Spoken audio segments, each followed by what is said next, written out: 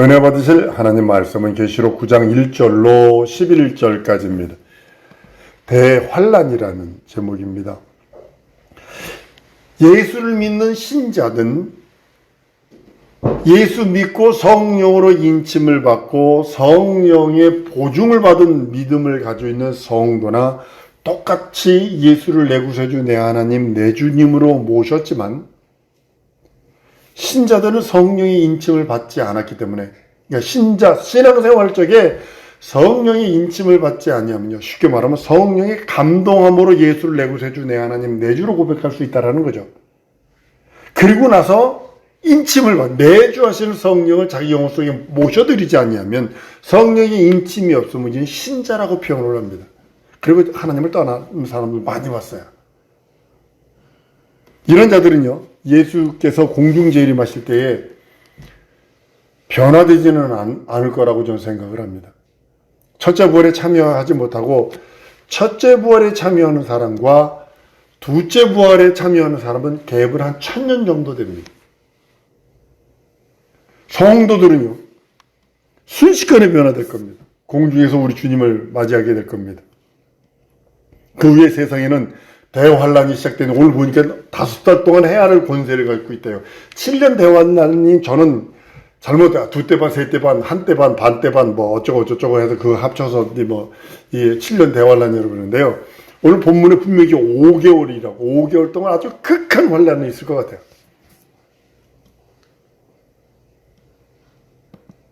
첫째 부활에 참여하지 못한 신자들이나 사람들은요, 불신자들과 함께 대환란을 겪습니다. 성도들은 일평생 사는 동안에 수없는 환란과 무시와 깜봉과 없이 여김과 비판과 핍박과 보이지 않는 핍박과 따돌림과 슬픔을 환란을 받아왔기 때문에 그 환란을 통과할 필요가 없어요. 쉽게 말하면 예수님 재림하는 순간에 첫째 부활에 참여할 성도들은 다 들림받는 거예요. 이 땅에서 예수 때문에 고통받고 예수 때문에 고난당하고 예수 때문에 살아있으면서도 이 땅에서 고난과 고통을 받는 사람들, 혹은 고난받아서 그것 때문에 순교한 사람들, 이 사람들이 전부 다 휴거할 것입니다. 그래서 공중에서 혼인잔치가 5개월 정도 있을 거라고 저는 그렇게 생각합니다. 이 본 말씀을 기준으로 해서요. 주님의 고난에 동참한 경험이 없는, 예수 믿기 때문에 피부받기를 거부하고 예수 믿기 때문에 손해보기를 거부하고 예수 믿기 때문에 따돌림을 거부한 사람들, 특별히 대학 동아리들, 대학 선배들이 신입생 환영 때 가면 이때 아주 술을 얼마나 먹이는지 모릅니다. 선배들이, 못된 놈들이. 근데 예수 믿는다고 안 먹는다고 그러면요, 따돌림 합니다. 남자들이 그때 얼마나 두들겨 패는지 모릅니다. 특별히 그 체육과 아이들. 근데 거기서 예수 믿는다고. 제가 아는 해병대 온 분이 있습니다. 훈련 끝나고 선배들이, 고참들이 데리고 나가서 술 먹이는데 예수 믿는다고 술 한 번 먹으니까 100m를 가면서 두들겨 맞았어요. 눈을 못 뜰 정도로 두들겨 맞았어요. 하도 맞아가지고. 예수 믿는다는 그것 때문에. 만약에 그걸 포기했다면 쉽죠. 술 마시고 그들과 함께 이상한 짓들을 하고 그러면 되죠. 주님의 고난에 동참함이 없는, 이 땅에 있을 때 예수 믿는 믿음으로 말미암아 주님의 고난에 동참해 본 적이 없어. 손해본 적이 없어. 예수 때문에. 쉽게 말하면 예수 믿는 믿음 때문에 손해보고 핍박받고 예수 믿는 믿음 때문에 헌신한 적이 없어. 그 사람들은요, 제가 선언합니다. 전무후무한 무서운 재앙들이 기다릴 것입니다. 마태복음 24장 21절에 우리 주님은 이렇게 말합니다. 이는 그때에 큰 환란이 있겠습니다. 창세부터 지금까지 이런 환란이 없겠고 후회도 없으리라. 계시록 19장 19절과 21절에 가면 그 말탄 자들이 하는 짓들이 있습니다. 계시록 여러분들 성경 읽으면서 8장과 9장에는요, 천사들의 나팔소리와 함께 이 땅에 재앙이 임해할 것을 아주 세세하게 기록합니다. 이거는 보지 않고는 기록할 수 없는 것들입니다. 막연하게 이럴 것이다 추측해서 쓴 글이 아닙니다. 계시록 8장 9장을 가만히 보면요, 보지 않고서는 요한 사도가 보지 않고서는 기록할 수 없는, 환상을 통해서 보지 않고서는 절대로 기록할 수 없는 내용들입니다. 그 환란이 얼마나 고통스러운지. 차라리 오늘 본문 말씀에도 있어요. 차라리 죽음을 구할지라도 죽을 수가 없어요. 죽음이 피해가요. 내가 죽고 싶어도 죽음에 도망가 버린대요. 죽고 싶어도 죽음이 찾아오지 않는데요. 그렇게 큰 환란과 고난을 겪게 합니다. 오늘 본문 말씀이에요. 그대 사람들이 죽기를 구하여도 얻지 못하고 죽고 싶으나 죽음이 저를 피하리라. 예수께서 공중에 재림하시면요, 이 땅에는 더 이상 복음이 전파되지 않습니다. 좀 이따 말씀드리겠는데요, 복음 전도는요, 성령의 감동하심과 역사하심에 따른 것이거든요. 그것으로서 이방인들의 구원의 약속은 끝나는 거예요. 그때부터 모든 것이 하나님의 약속대로 이스라엘에게 집중해버립니다. 이스라엘을 위한, 천년왕국은 쉽게 말하면 이스라엘을 위한 나라입니다. 쉽게 말하면. 아주 쉽게 말하면. 지금은 하나님이 악인에게도 비를 주시고, 의인에게도 비를 주시고, 악인에게도 해를 주시고, 의인에게도 해를 주시고, 악인이라도 세상에 사는데 아무런 불편이 없어요. 악인이라도 하나님에 대해 대꾸하고 하나님을 무시하고 하나님을 깜보는 사람도 왜 우리보다 돈을 더 많이 잘 벌어요? 그들은 수단과 방법을 가리지 않으니까. 우리가 수단과 방법을 가립니다. 우리는. 어디 구인 짭에나 보면 보통 주일날 하면 더블로 줍니다. 이렇게 나오거든요. 더블로 준다고요. 월급을, 시간당 그 페이를 더블로 준다고 그런 데가 간혹 나옵니다. 우리 그걸 피하죠. 그런데 그때에는, 예수님 재림 그때에는 그런 은총을 하나님이 거두실 것입니다. 성경은 그때는 해가 어두워진대요. 해가 어두워질 수밖에 없는 이유는 여러분, 핵폭탄 뻥 터지잖아요. 제가요, 그리고 이 화산들이 한번 터지잖아요. 핵폭탄이 터지면서 터질 것들이 화산이랍니다. 특별히 미국에 있는 그 화산이 얼마나 큰지, 그것이 터지면 6개월 동안 흑암이랍니다. 6개월 동안.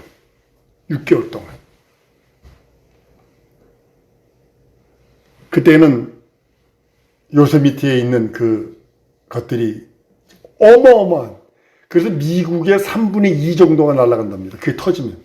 그 정도로 큰 화산이 지금 LA 밑에 깔려 있어요. 깔려 있습니다, 이게. 그때는 달이 빛을 내지 않을 것입니다. 마태복음 24장 29절에 그날 환란 후에 즉시 해가 어두워지며 달이 빛을 내지 아니하며 별들이 하늘에서 떨어져 하늘의 권능들이 흔들리리라. 이때에 예수님 재림 때에 택감받은 사람들은 이스라엘 백성들 뿐일 것입니다. 그리고 들림 받지 못한 신자들 중에서도 그럼에도 불구하고 신앙을 지키다가 순교한 자들이 있을 것입니다. 이들은 두째 부활에 참여하게 될 것입니다. 성도와 신자의 부활은요, 천년의 갭이 생깁니다. 여러분들 지금 성령으로 말미암아 인침받지 아니하고 지금 성령으로 말미암아 신앙생활, 영적생활 하지 못하면 두째 부활에 참여하는 자가 될 것입니다.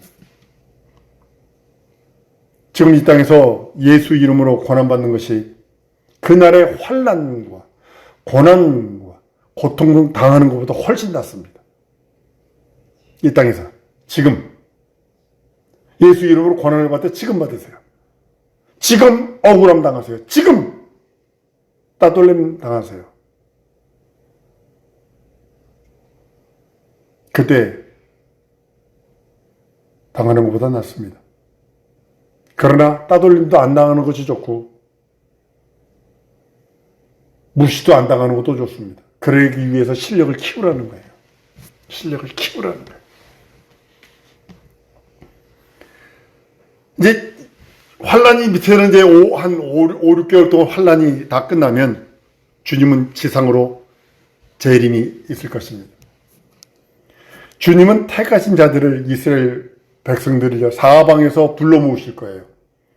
하나님의 기가 막힌 방법으로 그들을 보호하실 것입니다. 그 이스라엘 민족들을 기가 막힌 방법으로 세상에서 환란이 있을지라도 기가 막힌 방법으로 다 숨겨놓으시고 있을 것입니다. 마태복음 24장 31절에 끝절에 가면요, 그 택하신 자를 하늘 이 끝에서 저 끝까지 사방으로 모으리라 이렇게 말씀해요. 우리 예수님이 말씀하시는 거예요.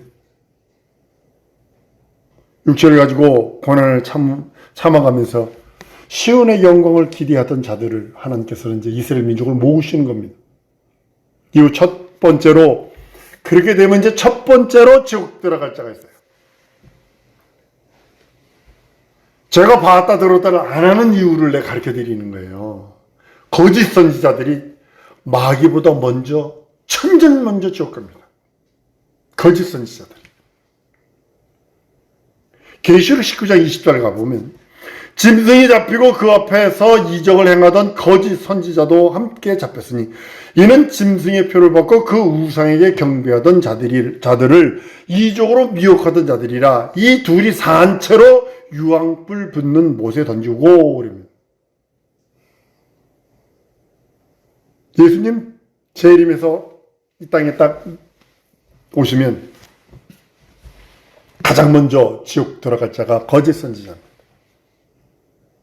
예수께서 지상에 재림하시면, 하늘에서 혼인잔치가 이루어지고 지상에 재림하시면 거짓 선지자가 마귀보다 1000년 앞서 지옥불에 떨어지는 겁니다.